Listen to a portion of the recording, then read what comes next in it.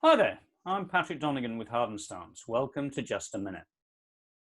Artificial intelligence, lots of opportunities, lots of risk. I'm sure you're familiar with what I'm referring to.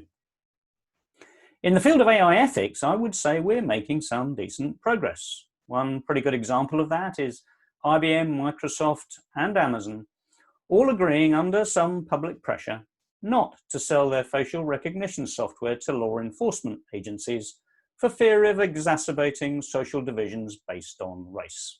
That's all good to see.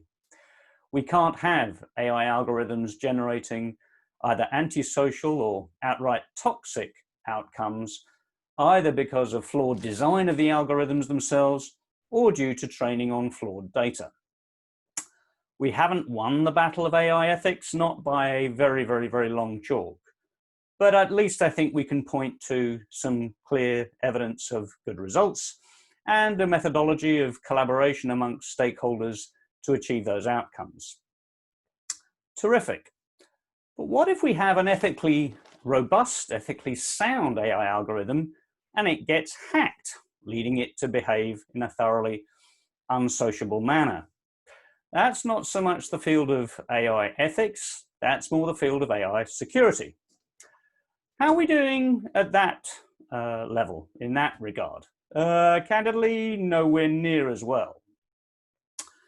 People and companies and governments and media have been collaborating for years now on AI ethics. Collaboration on AI security, particularly in relation to AI security standards, has only recently got underway. That's why I wanted to draw your attention to the terrific work that a new industry specifications group in ETSI is doing.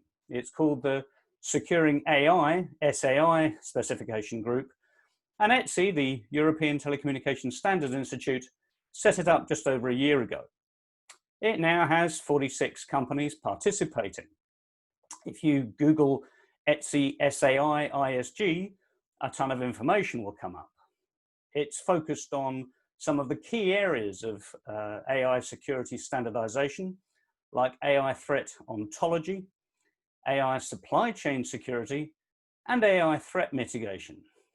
It's not just the quantity of the work they're doing that's impressive, it's the quality of work as well. Go take a look. Two comments before I sign off, and it relates to two of the groups that are currently missing from the ISG. The ICT sector as a whole is well represented, but there are two groups that are not. First, the web scale companies. They're not participating in this ISG at all.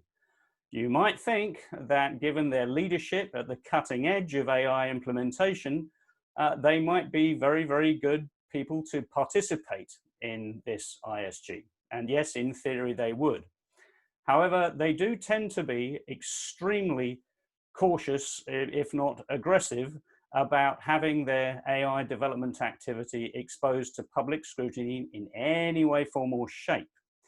So on the one hand, you might say, yeah, it'd be great if they participated, but in all candor, if they did, I would be wary of them doing so as part of a spoiling exercise rather than participating in good faith, in all candor with you. Second group, there isn't a single cybersecurity vendor amongst the 46 participating companies. Okay, so perhaps this type of activity doesn't feature all that strongly in some of these companies' business models. Okay, fair enough. But have a look at which country is putting in the biggest effort into standardizing AI globally over the last couple of years and going forward. It's China. So if the position of these companies is to just let AI standardization meander away to itself without them actively collaborating and participating, okay, but be wary that there may be a price to pay for that further down the road. I've recently written a new Harden Stance briefing on this whole area. It's called New Standards for Securing AI. You can access it via the Harden Stance website, www.hardenstance.com. Thank you for watching. Just a minute.